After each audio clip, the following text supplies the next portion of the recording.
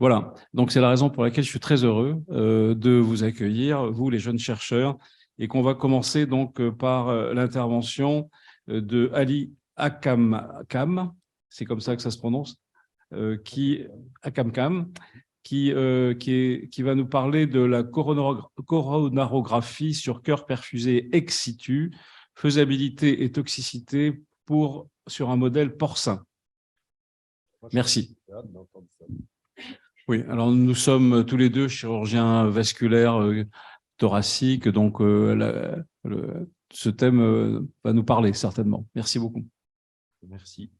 Bonjour à tous, Monsieur le Président, Mesdames et Messieurs les membres de l'Académie nationale de chirurgie, chers maîtres, chers confrères, chers consoeurs.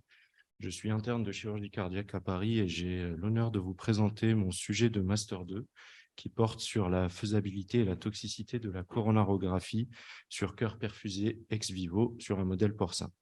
Ce projet a été réalisé au sein de l'hôpital Marie-Lalonde sous la direction du docteur Julien Guillère.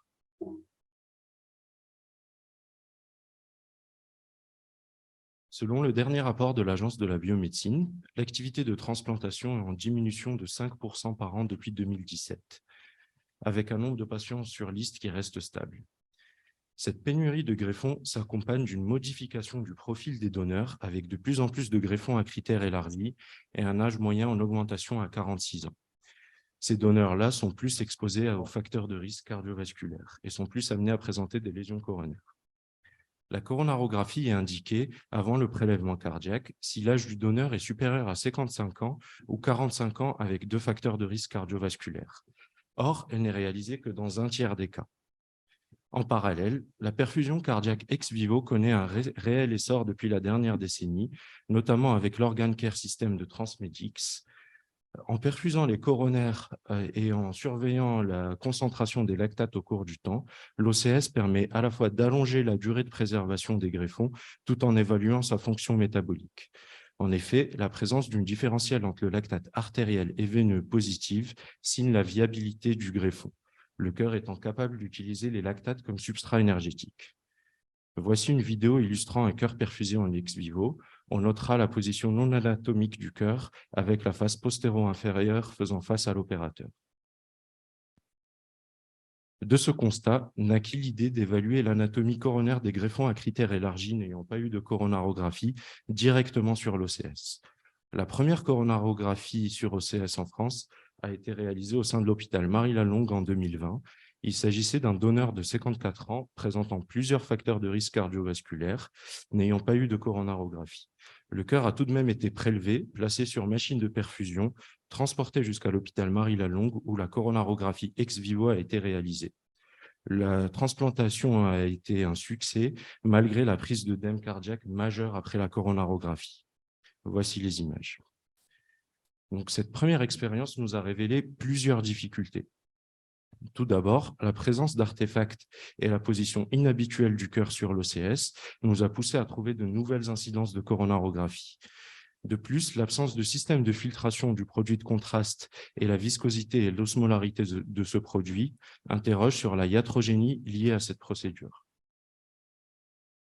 L'objectif de notre étude est donc de valider un protocole de coronarographie sur un cœur perfusé en ex vivo, tout en étudiant la toxicité et la biodistribution du produit de contraste. La perfusion cardiaque ex vivo se fait selon un modèle dit de Langendorf. Le sang est injecté dans les coronaires par l'aorte. Le sang veineux coronaire est drainé du sinus coronaire vers l'oreillette droite. Le ventricule droit éjecte ensuite ce sang au niveau de l'artère pulmonaire, elle-même connectée au réservoir à l'aide d'une canule. Ce sang veineux sera drainé vers une pompe d'ECMO, oxygéné et réchauffé avant d'être réinjecté au niveau de l'aorte.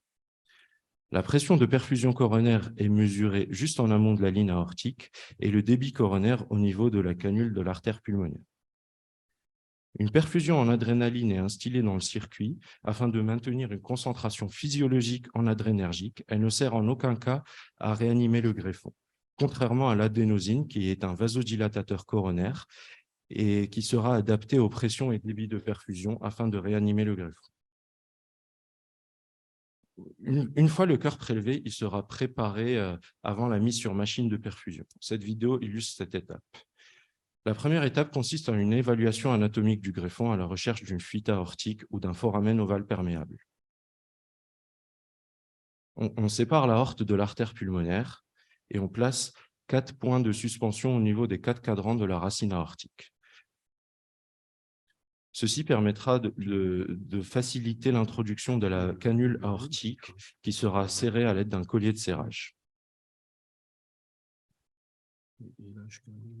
Une bourse est placée autour de l'artère pulmonaire afin d'y introduire une canule et une canule de décharge gauche est introduite dans les cavités gauches. Une fois le cœur prêt, le shunt est retiré du circuit, l'aorte est purgée et raccordée au circuit. Le cœur sera massé jusqu'au réchauffement de ce dernier et défibrillé si nécessaire.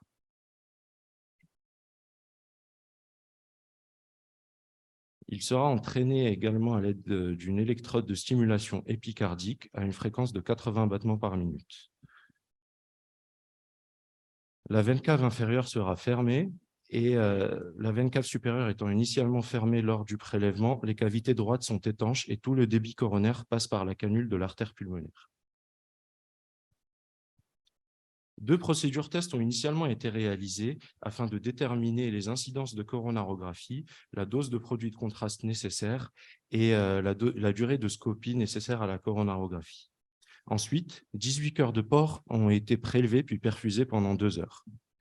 Ils ont ensuite été randomisés en 3 groupes de 6. Le groupe A, où la coronarographie était réalisée, le groupe B était exposé au rayonnement ionisant seul et le groupe C était exposé à l'agent de contraste seul. Le groupe A permettait de valider le protocole de coronarographie et les coronarographies étaient réalisées par 2 cardiologues interventionnels expérimentés en salle hybride de recherche préclinique et selon les incidences déterminées lors des 2 procédures tests. Et un score de qualité de remplissage des coronaires a été réalisé. Dans le groupe B, les cœurs étaient exposés pour une durée totale de 20 minutes au rayonnement ionisant selon 4 incidences différentes.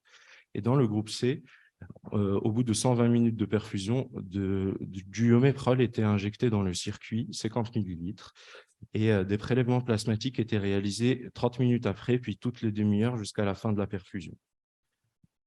Afin de mesurer la concentration en oméprazole dans le circuit, nous avons dû élaborer une méthode de dosage inédite basée sur la chromatographie couplée aux ultraviolets. Cette méthode a été élaborée en collaboration avec le laboratoire de toxicologie du Kremlin-Bicêtre. Les cœurs ont été perfusés pour une durée totale de 4 heures. Les 2 premières heures mimaient la durée nécessaire au transport de l'organe et les 2 dernières, la durée nécessaire à la réalisation d'une coronarographie et à l'explantation du cœur natif du receveur.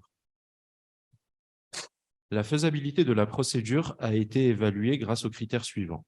Tout d'abord, nous avons recueilli le taux de lactate en fonction du temps et la différence de lactate entre le début et la fin de la perfusion, afin de définir le succès de la perfusion au terme des 4 heures. Un score de qualité basé sur le remplissage des 3 artères coronaires a été réalisé et a été évalué par 2 cardiologues en aveugle. Enfin, nous avons recueilli la dose de rayonnement nécessaire et le volume iométrol nécessaire à chaque coronarographie. La toxicité a été évaluée en étudiant la biodistribution du produit de contraste par chromatographie couplée aux ultraviolets et la prise d'œdème a été évaluée par la différence de poids entre le début et la fin de la perfusion. Lors de la première procédure test, nous avons initialement réalisé un coroscanner in vivo afin d'établir une cartographie du réseau coronaire chez le porc. Pour ce faire, nous avons dû injecter 235 ml de produit de contraste. Nous avons ensuite déterminé 6 incidences de coronarographie. Lors de la seconde procédure test, nous avons ajouté 2 incidences au protocole. En bas à droite, vous avez un graphique représentant le taux de lactate en fonction du temps lors de ces 2 procédures test. Et on constate un retard d'extraction des lactates et un taux de lactate initial bien plus important lors de la première procédure test qui était, rappelons-le, exposé à beaucoup plus de contraste, ce qui suggère une potentielle toxicité de l'agent de contraste. Le poids des porcs et de leur cœur était comparable, ainsi que la durée de prélèvement d'ischémie froide et de préparation du greffon. La pression de perfusion et le débit de coronaire en début de perfusion l'étaient également, ainsi que le ionogramme et les gaz du sang et le taux de lactate. Tous les cœurs ont été perfusés au terme de 4 heures et nous n'avons pas connu d'échec de perfusion. L'extraction des lactates était continue pour chaque cas et la comparaison du profil de lactate artériel en fonction du temps ne retrouve pas de différence significative. De même pour la comparaison de l'extraction des lactates entre les 3 groupes. Nous avons ainsi déterminé un protocole de coronarographie avec 3 incidences pour la coronaire droite, une vue spider, 2 pour l'IVA et 2 pour la circonflexe, avec un score de remplissage moyen à 5,7 sur 6. Nous avons utilisé une sonde JR 3,5 pour cathétériser les 2 coronaires et nous recommandons d'utiliser 50 ml de produit de contraste sans dépasser les 100 ml. La durée de scopie était significativement plus basse dans le groupe coronarographie comparé au groupe rayon seul. Lorsqu'on s'intéresse à chaque cas du groupe A, on constate une diminution des durées de scopie et de la dose de ioméprol, ce qui suggère la présence d'un effet learning curve. La concentration de ioméprol indexée au volume injecté était stable dans le temps et la concentration artérielle et veineuse était similaire. Le ioméprol, qui est l'agent de contraste, ne s'élimine donc pas du circuit et ne s'accumule pas au niveau des différents filtres présents dans le circuit, tels que la membrane de l'oxygénateur ou dans le myocarde.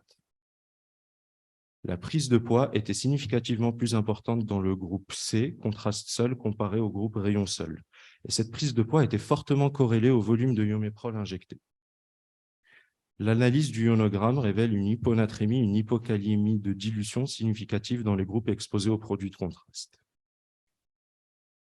Nous avons donc déterminé un protocole de coronarographie sans altérer la viabilité myocardique des greffons. Cette technique est toutefois soumise à un effet learning curve. Nous avons en effet connu des difficultés de cathétérisation lors de 2 procédures, ce qui souligne l'intérêt de l'apprentissage de cette technique auprès des cardiologues interventionnels. Le ioméprol est un agent de contraste dit hypoosmolaire. Toutefois, cette appellation est trompeuse car son osmolarité reste 2 fois supérieure à celle du sang et va altérer la balance hydrosodée du perfusat qui va entraîner un œdème qui est fortement corrélé au volume injecté. Toutefois, nous avons réalisé des coronarographies ex vivo que sur des artères saines. On ne peut donc pas déterminer la sensibilité de cette procédure. Nous n'avons pas injecté d'albumine contrairement à la pratique clinique humaine, mais ce potentiel biais est contrôlé par l'absence d'utilisation d'albumine dans les 3 groupes.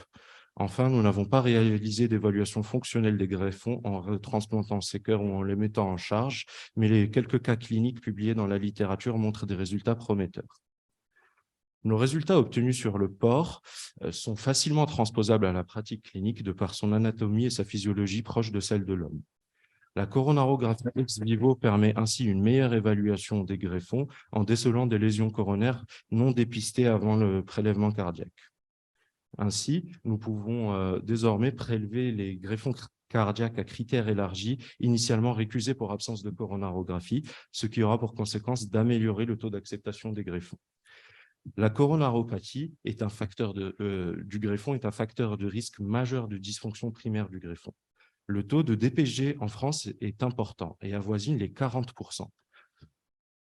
Sa diminution est primordiale et passe notamment par une meilleure sélection des greffons. Ainsi, en transplantant plus de cœurs et des cœurs de meilleure qualité, nous améliorerons la survie des patients en attente de greffe. En conclusion, la coronarographie sur cœur ex vivo est faisable. Cependant, l'agent de contraste n'est pas éliminé et son accumulation est corrélée à une prise d'œdème fortement corrélée au volume injecté. L'étape suivante serait de développer un dispositif permettant l'épuration de l'agent de contraste afin de s'affranchir de ses limites.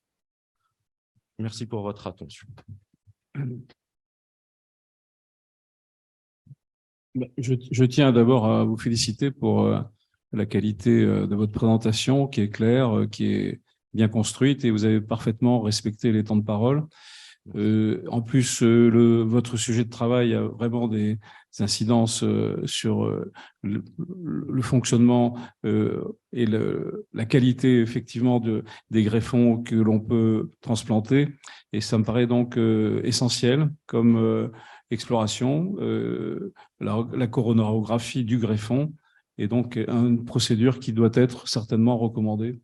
Oui, selon moi, mais selon un protocole bien précis, parce que ce qu'on a pu constater lors de la première coronarographie ex vivo qu'on a réalisée, c'est qu'on n'avait pas de protocole et qu'on a injecté beaucoup de contraste pour la navigation et trouver les coronaires, parce que la position du cœur n'est pas habituelle et nos cardiologues n'étaient pas formés à ça.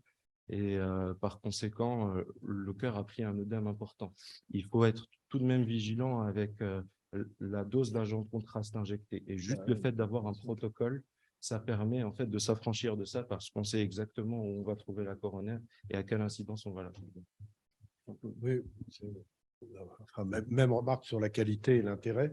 J'ai une petite question. Ce qui peut jouer, je veux dire, dans la machine de perfusion, les cœurs perfusés, à la fois, effectivement, il y a vous faites une coronaro et de voir quelles sont les altérations. Est-ce qu'il y a aussi des possibilités? Est-ce que vous avez essayé avec des primings différents pour le système de perfusion? Alors, pour le système de perfusion, on a un priming qui est donné par la machine, par la société Transmedix. Vous ne jouez pas dessus? Non, parce que ça peut jouer sur l'osmolarité, etc., et éventuellement sur la manière d'épurer le produit de contraste. Par contre, ce qu'on peut faire, c'est essayer de moduler cela en ajoutant peut-être de l'albumine ou pour essayer de garder l'eau dans le secteur extracellulaire et éviter son extravasation, effectivement. Et l'étape serait de développer un système de filtration, non seulement pour éliminer l'agent de contraste, mais on a aussi remarqué qu'au bout de 8 heures de perfusion, on a des toxines qui s'accumulent dans le circuit, qui sont liées à l'ischémie-reperfusion, tout simplement, et qui sont délétères à cette perfusion ex vivo. Et l'intérêt de développer un système de filtration permettrait aussi de régler ce problème-là et de faire avancer la perfusion cardiaque ex vivo vers des durées de préservation bien plus longues. Merci. Je pense que c'est une voie de recherche, c'est plus qu'opérationnelle. Donc, parce qu'elle est un sujet majeur pour les transplantations, les conservations d'organes. Bien sûr. Merci beaucoup. Merci beaucoup. Merci. Donc, et bravo. Bravo.